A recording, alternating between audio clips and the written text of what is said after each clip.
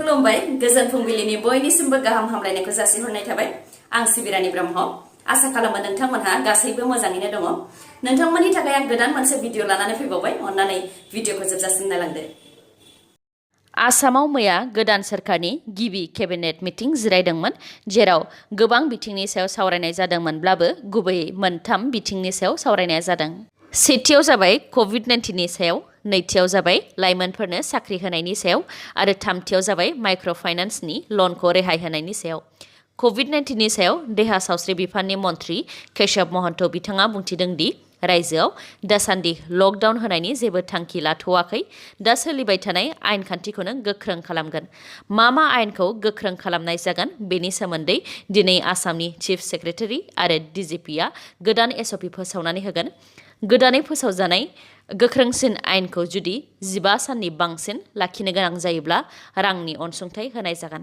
आरो बेनि थाखाय फिन केबिनेटआव सावरायमेल जिरायगोन होननानैबो मिथिहोदों मख'नो गोनांदि आसाम केबिनेटआव मोनफ्रोमबो सप्तानि बुधबाराव मोनसे सावरायमेल जागोन होननानैबो मिथिहोदों बिथाङा नैथियाव दङ साख्रि होनायनि सायाव बिसायख'थिनि सिगां आसामाव बिजेपि सोरखार जाफिनोब्ला साख्रि होनायनि खोथा होदोंमोन दा 1 लाख सुबुंफोरनो साख्रि होनो थाखाय मोनसे कमिटि दादों जाय कमिटिनि चेयारमेना दानि फाइनान्स मिनिस्टार अजन्ता नेउग बिथाङा दान मोनसेनि गेजेरावनो साख्रि होनायनि सायाव रिपर्ट जमा होगोन थामथियाव दङ फिसा कम्पानि एबा माइक्र' फाइनान्सफोरनिफ्राय रां लानायखौ रेहाय होनायनि सायाव मोनसे कमिटि दानाय जादों जाय कमिटिनि चेयारमेना अशोक सिंघाल फुंनि समावनो ग्रेनेड बेफ्रुनाय जाथाय आरो बे ग्रेनेड बेफ्रुनायजों सासे 12 बोसोर बैसोनि गथ'सानि जिउ खहा जादों बे ग्रेनेड बेफ्रुनाय जाथाया तिनसुकिया जिल्लानि जागन पुलिस थानानि सिङाव थानाय खथाखाथोनि गामियाव जादों खौरांनि बायदिब्ला थरसे ग्रेनेडआ बुरिदिहिं दैमानि जिङाव गोग्लैनानै दंमोन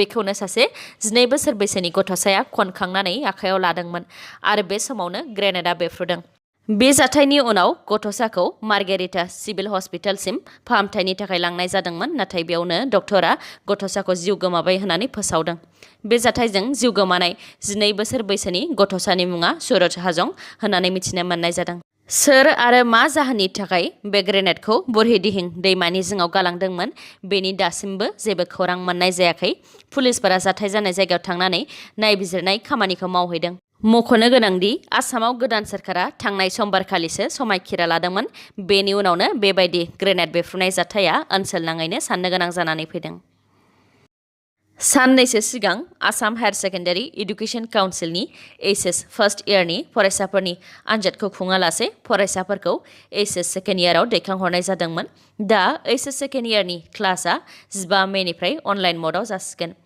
आसाम हायार सेकेन्डारि एडुकेशन काउन्सिला बे खौरांखौ गांसे फोसावबिलाइनि गेजेरजों फोसावदों मोनफ्रोमबो कलेज एबा इनस्टिट्यूशननि गाहायफोरखौ फोरोंगिरिफोरनि मदद लानानै 15 मेनिफ्राय अनलाइन क्लास फोरोंनो थाखाय आसाम हायार सेकेन्डारि एडुकेशन काउन्सिला खावलायदों कोविड-19 नि थासारिखौ नोजोर होनानैनो अनलाइन फोरोंथाय होनो बिथोन होदों आसाम हायार सेकेन्डारि एडुकेशन काउन्सिला आरो उननि समाव गोदान नटिस फैजासिम एचएस सेकेन्ड इयारनि क्लासआ अनलाइनैनो जागोन नेशनेल इन्वेस्टिगेशन एजेन्सि NIA नि स्पेशल कर्टआ जोबथेसालियाव थानानै देरहासार जानो हानाय MLA अखिल गगৈ बिथांखौ आसाम एसेम्ब्लियाव समायखिरा लाफैनो थाखाय गनायथि होबाय NIA मिथिहोनाय बायदिब्ला गोख्रों सिकिउरिटिनि गेजेरजों MLA अखिल गगैखौ जोबथेसालिनिफ्राय एसेम्ब्लियाव समायखिरा लानो थाखाय लाबोनाय जागोन मख'नो गोनांदि थांनाय 2019 मायथाइनि दिसेम्बर दाननिफ्रायनो खानि बेरेखा सोमावसारनायनि दायाव बिथां अखिल गगैखौ जोबथेसालियाव जोबनानै दोनदों बिथां अखिल गगैया राइजर दल हान्जानि जानानै शिबसागर बियाबनिफ्राय बिजेपिनि बिजाथि सौरभी राजखनवारीनि हेंथायै आसाम बिधानसभा बिसायख'थिखौ गेलेदोंमोन आरो बिथाङा 11,000 बांसिन भट मोननानै देरहासार जानो हादोंमोन बेजों लोगोसे राज्य सभानि MP अदेबानि 64 नं पानेरि बियाबनिफ्राय देरहासार जानो हानाय बिजेपिनि MLA बिश्वजित दैमारी बिथाङाबो राज्य सभानि MPनि बिबानखौ एंगारबाय राज्य सभानि मानिजाथाव मासिगिरि वेंकैया नायडू बिथांनिसिम राज्य सभानि MP बिबान एंगारनायनि लाइजाम गथायदों बिश्वजित दैमारी बिथाङा मख'नो गोनांदि बिथांनो आसाम एसेम्ब्लिनि स्पिकार एबा बुंथिगिरिनि बिबान होनाय जागोन रासियानि गंसे फरायसालियाव गुलि गावग्लुंनाय जाथाय आरो बे जाथायजों गासै सा 11 नि जिउ खहा जादों बे जाथाया मैया अदेबानि मंगलबाराव रासियानि खाजान सोहोराव थानाय गंसे फरायसालियाव जादों रिपर्टनि बायदिब्ला सासे 19 बोसोर बैसोनि जाय बे फरायसालिनिनो बारग' फरायसामोन बियो हाथियार लानानै फरायसालिनि 3 थालायाव गुलि गावग्लुंफैदों। बे गुलि गावनाय जाथायजों सा 20सोनि बांसिन फरायसाफोरा जोखोम जादों आरो गासै सा 11 सुबुंनि जिउ खहा जादों। जिउ गोमानाय सा 11नि मादाव सासे फोरोंगिरि, सासे फरायसालिनि खामानि मावग्रा आरो सा 9 फरायसाफोरनि मादाव सानै फरायसाया गुलि गावनायनिफ्राय रैखा मोननो थाखाय फरायसालिनि बिल्डिंनिफ्राय बाज्रुमदोंमोन। बेयावनो बिथांमोननि जिउआ खहा जादों। जाथाय जानायखौ खौरां मोननानै फरायसालिसिम पुलिसनि हान्जाया फैदों आरो गुलि गावनाय जाथायखौ सामलायफैनो हादों।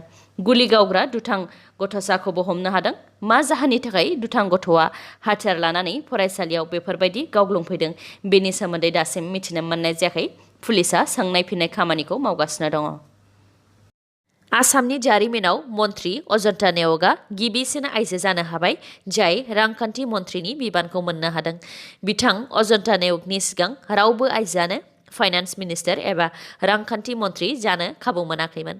आसाम सोरखारनि गोदान केबिनेटआव अजन्ता नेवगा फाइनान्स मिनिस्टार आरो ससियेल वेलफेयारनि बिबानखौ मोननो हादों। बिथां अजन्ता नेवगा आसाम बिधानसभा बिसायख'थिनि सिगां 2020 मायथाइनि दिसेम्बर दानाव कंग्रेस दोलोखौ एंगारनानै बिजेपि राजखान्थि दोलोसिम आखाइ हमफैदोंमोन। बिजेपि राजखान्थि हान्जायाव आखाइ हमफैनाय लोगो लोगोनो बिथाङा गलाघाट बियाबनिफ्राय MLA नि टिकेट मोननो हादोंमोन आरो देरहासारबो जानो हादोंमोन। थांनाय समबार बेलासिनि गिख्रंथाव बारहुंखा सारअन्थाइ गावनायजों सानै सुबुंनि जिउ खहा जानाय दासिम खौराङाव मोननाय जादों। चिरां जिल्ला रुनिकाटा पुलिस थानानि सिङाव थानाय खुमगुरि गामिनि थागिबि मुस्रि सन्जय हासदा मुंनि सासे सुबुङा सारअन्थाइ गावनायजों जिउ गोमादों। जाथायनि सायाव मिथिहोनाय बायदिब्ला बिथांमोनहा गंसे नखराव जुलिनि थाखाय जानाय लोंनाय संगासिनो दंमोन। बेयावनो हरखाबै बारनाय बारहुंखा, अखा आरो सारअन्थाइ गावनायाव सारअन्थाइ गावजानानै सन्जय हासदा बिथाङा जायगायावनो जिउ खोमानो गोनां जादों। गुबुन 4आ जोखोमल' जानानै जिउ रैखा मोननो हादों होननानैबो फोरमायथिदों। बेनि अनगायैबो खोला कामरुपनि गरैमारियावबो जादों मोनसे जाथाय। हरखाब बारहुंखा, अन्थाइ आरो अखा हानायनि जाहोनाव गंसे ट्रेक्टरा सामलायनो हायियाव हाखराव गोग्लैलांदों। जायनि जाहोनाव गरैमारि सत्र गामिनि हजरत आलीनि फिसाज्ला ट्रेक्टर सालायग्रा इनजात आलीया जिउ खोमानो गोनां जादों। गिबियाव बिथाङा जाथाय जानाय लोगो लोगो जिउ गोमायाखैमोनब्लाबो उनाव फाहामथायनि थाखाय फाहामसालिसिम लांबाय थानाय समावनो जिउ खोमानांदों। मिथिंगायारि खैफोदजों सुबुंनि जिउ खहा जानायनि अनगायैबो गोबां जायगायावनो मोब्लिब खुन्थिया, न'-बां, बिफां-लाइफांफोरनि खहा जानायखौ खौराङाव मोननाय जादों। गोबोरखि आरो मोसौ हासुदैजों दुगैयोब्ला एबा मोदोमाव लिरफबनानै लायोब्ला कर'ना भाइरासआ सन्देरनो हाया आरो देहाखौ बेरामजों जुजिनायाव गोख्रों खालामो। बे रावखौ फोथायो माखासे सुबुंफोरा आरो बे फोथायनायनिफ्रायनो गोजानाव थानो थाखाय सांग्रांथि होदों भारतनि डक्टर्सफोरा। गुजरातनि दाब दाब जायगायाव COVID-19निफ्राय रैखाथि मोननो थाखाय गोबोरखि आरो मोसौ हासुदैजों मोदोमखौ लिरफबनानै लानाय, मोसौ हासुदै लोंनाय आरो उनाव गाइखेरजों दुगैनाय जाथाया सोराङाव फैदों। बिथांमोननि फोथायनाय बायदिब्ला मोसौनि हासुदै आरो गोबोरखियाव माखासे गुन दं जायखौ लोङोब्ला आरो मोदोमाव लिरफबनानै लायोब्ला देहानि इमिउनिटिया बारायो आरो कर'ना भाइरासआ सन्देरनो हाया। बिथांमोननि बे फोथायनाया देहानि थाखाय गाज्रिसिन जानो हागौ होननानै सांग्रांथि होदों इन्डियान मेडिकेल एस'सिएशननि national president doctor J.A. Jayalal बिथाङा। मैया सानसेयाव आसामाव 68,572 सुबुंनि देहायाव COVID-19 टेस्ट खालामनाय जादोंमोन। बेनि मादाव 6,258 नि देहायाव COVID-19 पजिटिभ मोननाय जादों। बेनिनो कामरुप मेट्र'निफ्राय 1,585। मैया सानसेयाव COVID-19जों गासै सा 85 सुबुंनि जिउ खहा जादों। आसामनि केबिनेटआव गोदानै मन्थ्रिनि बिबान मोननो हानाय बिथांमोनहा मा बिबान मोननो हाखो बेनि सायाव आं मैया बेलासियाव खौरां बानायदोंमोन। दा जाय बिथांमोनहा मैया बेलासियाव नायाखै बिथांमोनहा नायनो हागोन। डक्टर हेमन्त बिश्व शर्मा बिथाङा हम, पार्सनेल, PWD आरो बेनि अनगायैबो माखासे डिपार्टमेन्टफोर जाय डिपार्टमेन्टफोरखौ रावबो मिनिस्टारनो होनाय जायाखै बैफोर डिपार्टमेन्टखौ डक्टर हेमन्त बिश्व शर्माया गाव सामलायगोन। रन्जित कुमार दास बिथांनो panchayat and rural development, public health engineering, food and civil supplies and consumer affairs बिबानखौ होनाय जादों। अतुल बरा बिथांनो agriculture, horticulture, animal husbandry and veterinary, border area development बिबानखौ होनाय जादों।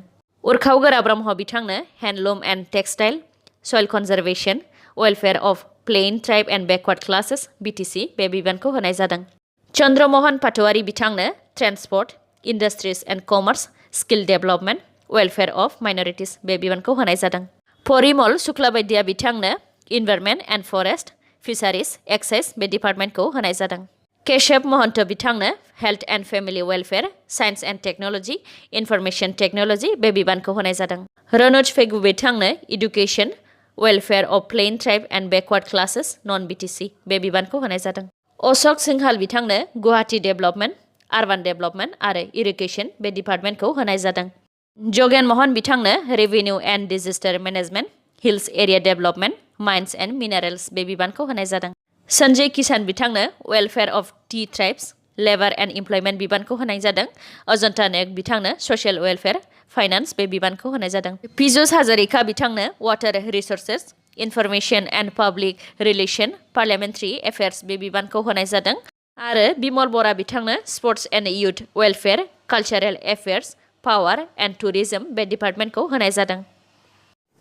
दिनैनि भिडिअआ एसेनोसै। गाबोन आरो गोदान भिडिअजों लोगो मोनफिनबावगोन।